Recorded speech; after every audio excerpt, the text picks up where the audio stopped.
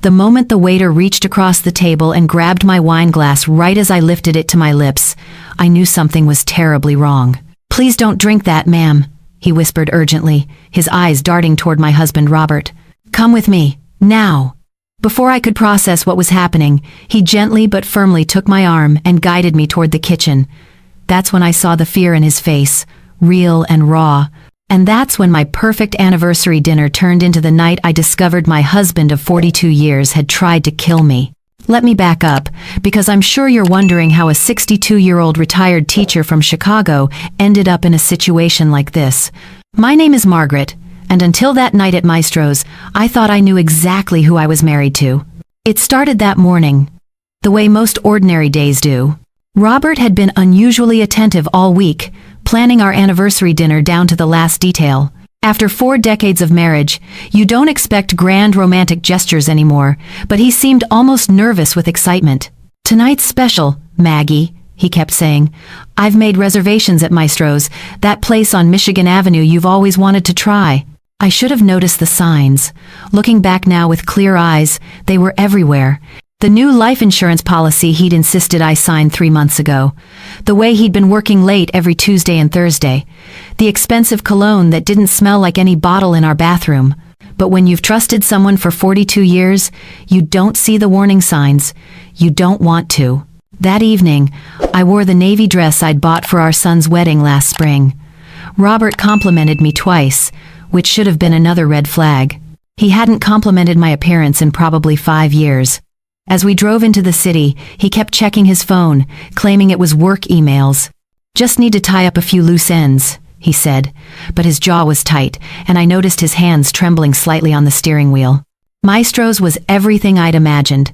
Crystal chandeliers, white tablecloths so crisp they looked like fresh snow, and soft piano music floating through the air. Our table was perfect, tucked in a corner with a view of the city lights. Robert pulled out my chair, another gesture that felt performative rather than genuine, but I pushed the thought away. Maybe I was being paranoid. Maybe he really was trying to rekindle something we'd lost over the years.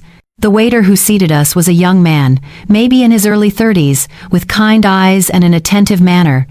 His name tag read Daniel. He brought us menus and water, then returned to take our drink order. This is where things started to feel off.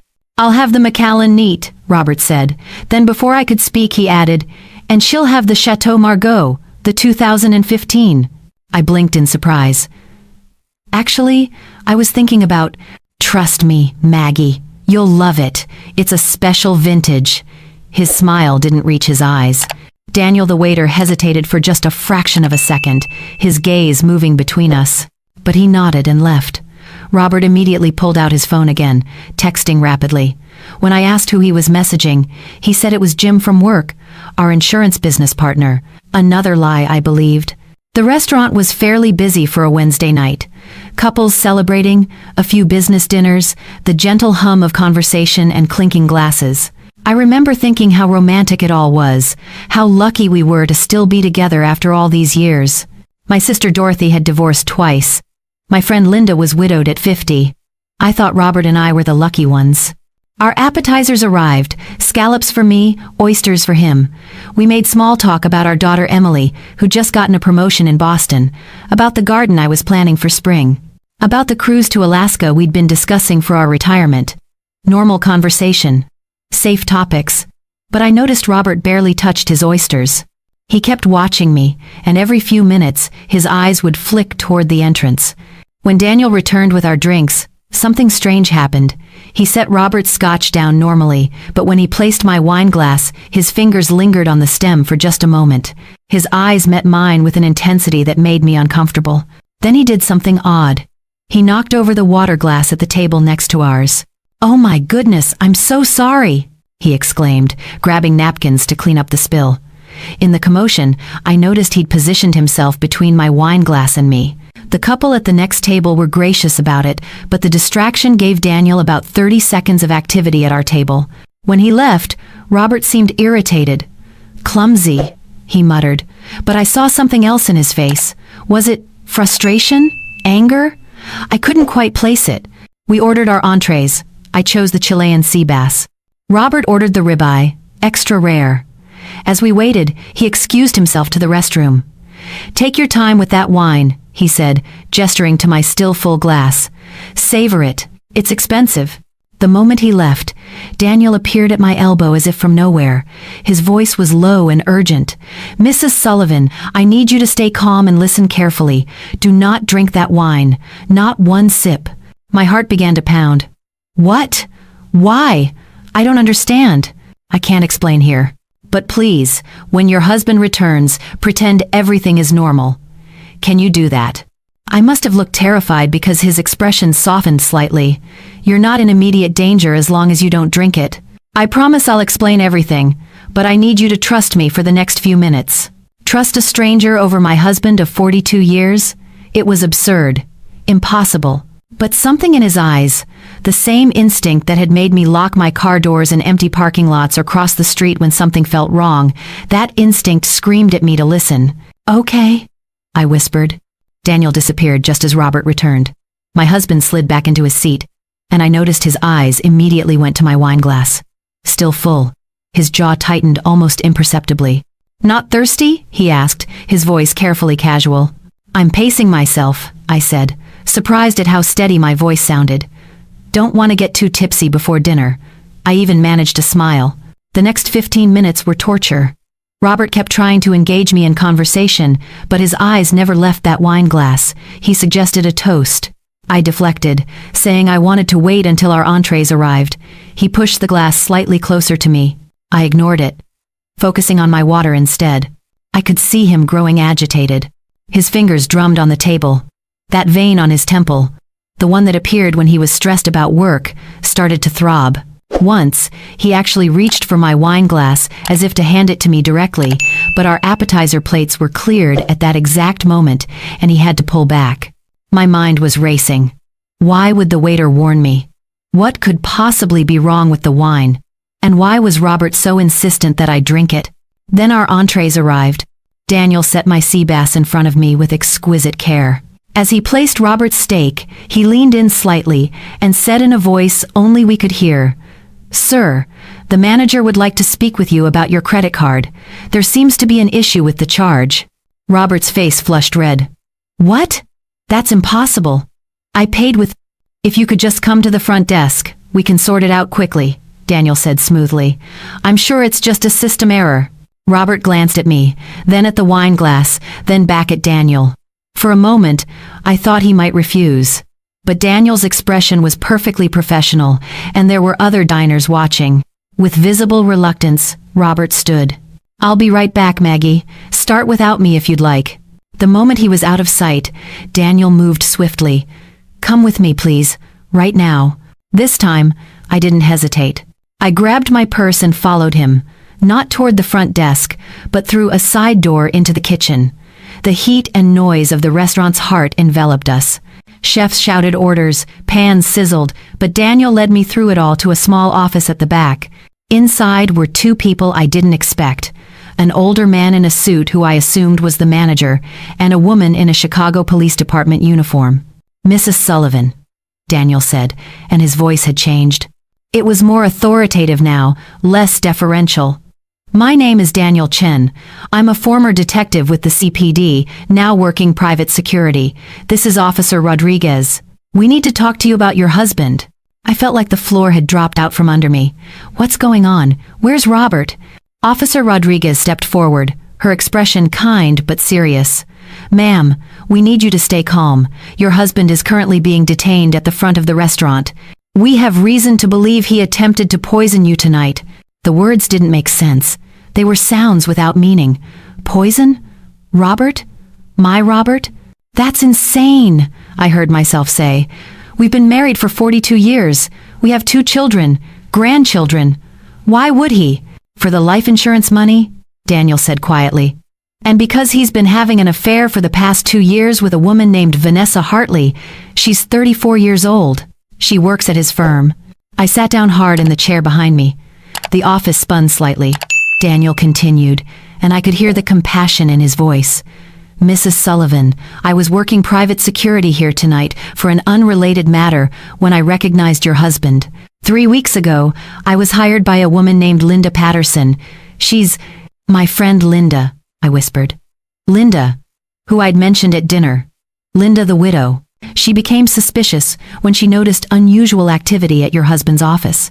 She hired me to investigate. I discovered the affair, the recently increased life insurance policy on you, and tonight, he paused. Tonight, I followed your husband here. I watched him meet with a woman in the bar before you arrived. I watched him put something in your wine glass when he ordered it.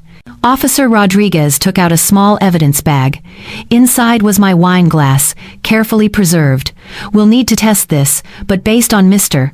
Chen's witness testimony and video surveillance from the restaurant, we have probable cause for arrest. Video surveillance? I asked numbly. The manager, who'd been silent until now, spoke up. Our restaurant has cameras throughout the public areas, including the bar and dining room. We're cooperating fully with the police. I don't remember much of the next hour.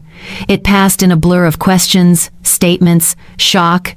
They told me that Robert had been arrested, that Vanessa Hartley was also being brought in for questioning. They told me about financial records showing Robert had drained most of our retirement accounts over the past 18 months, spending money on the apartment he'd rented for Vanessa, on trips I knew nothing about, on a lifestyle he'd been living in secret. The life insurance policy he'd insisted I sign? $2 million, with him as the sole beneficiary. The increased life insurance on himself that he'd mentioned? That was a lie. It didn't exist. Officer Rodriguez explained that if I had died, it would have appeared to be a heart attack or stroke. Whatever Robert had put in that wine, it was sophisticated. Probably would have worked if Daniel hadn't been there. Why? I kept asking. Why not just divorce me? Daniel answered that one. Because in a divorce, you'd get half of everything. This way, he gets it all. The house, the insurance money, everything. And with his debts from supporting 2 lives, he needed that money. They asked if I wanted to go to the hospital, but I refused. What I wanted was to go home.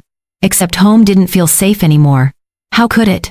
Every room would be filled with memories of a man I thought I knew but clearly never did. My daughter Emily drove down from Wisconsin that night. She arrived at the police station at midnight, her face streaked with tears. Mom, I'm so sorry. I should have seen it. I should have known. But how could she have known? How could any of us? The next few days were a nightmare of lawyers, detectives, and reporters. It turned out Robert and Vanessa had been planning this for months. They'd researched poisons, discussed timing, even joked about it in text messages that were recovered from their phones. The toxicology report on my wine came back positive for a combination of drugs that would have caused cardiac arrest within hours. Robert had planned to discover me at home, having fallen asleep after our romantic dinner. Another tragic loss for a devoted husband. The affair had started 2 years ago at a company conference. Vanessa was young, ambitious, and expensive. She wanted things Robert couldn't afford on his salary, not with our existing lifestyle. So, he drained our retirement accounts, taken out a second mortgage on our house that I knew nothing about, and finally decided that murdering me was easier than disappointing his mistress. The trial took 8 months. I testified about our marriage, about the night at the restaurant, about the 1,000 tiny moments I'd overlooked or explained away. Robert's lawyer tried to claim it was all circumstantial, but the evidence was overwhelming. The surveillance video showed him tampering with my drink. Text messages between him and Vanessa laid out their plan. The poison was traced back to a supplier Vanessa had contacted through the dark web. Daniel testified about what he'd witnessed. Linda testified about why she'd hired him, about suspicious things she'd noticed when she'd visited our home for book club.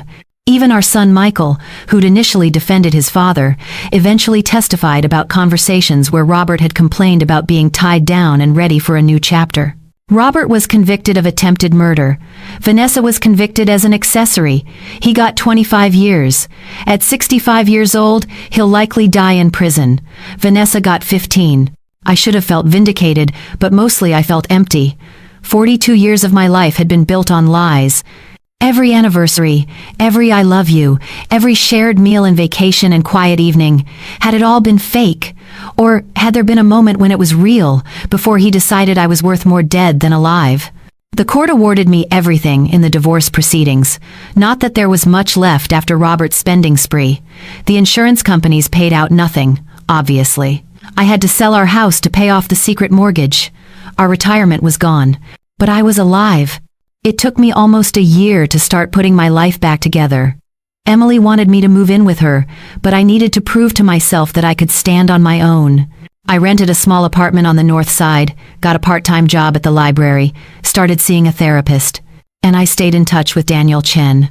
He came to visit me 3 months after the trial ended, bringing tea and sympathy. "I've been thinking about you," he said, "wondering how you're doing." "Surviving," I told him. "Some days are better than others." We started meeting for coffee once a week.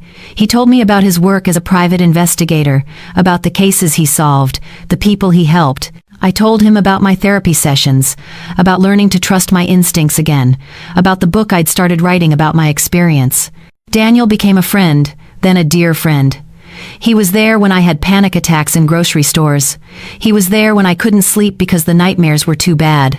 He was there when Emily got married a year later, offering his arm to walk me down the aisle since my ex-husband was in prison. 2 years after that terrible night at Maestro's, I stood in front of a group of women at a domestic violence shelter and told my story. I talked about the warning signs I'd missed, about how abuse doesn't always look like bruises and broken bones.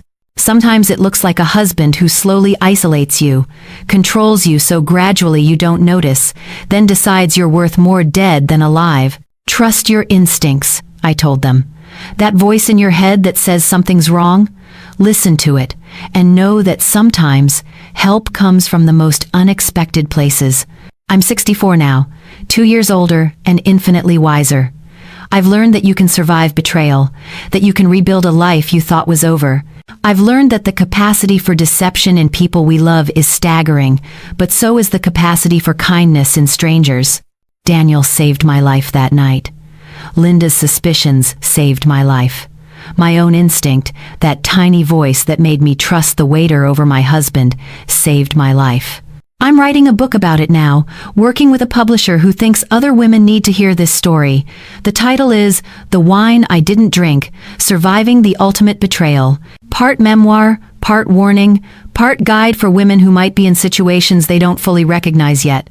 Daniel, bless him, has offered to write the foreword. He now works full-time as a private investigator, specializing in cases of suspected spousal abuse and fraud. He says my case changed him, made him more aware of how insidious these situations can be. Last week, I testified at a Senate hearing about life insurance fraud and domestic violence. I looked at those senators and told them that we need better systems to catch these plots before they succeed, that insurance companies need to look closer at sudden policy increases, that women need to know the warning signs. My daughter Emily is proud of me. She says I've turned tragedy into purpose, and maybe she's right. My son Michael still struggles with what his father did, but we're working on our relationship. My grandchildren know that Grandma is a survivor, that she's strong, that she fought back even when the world seemed to be ending. Do I still think about that night?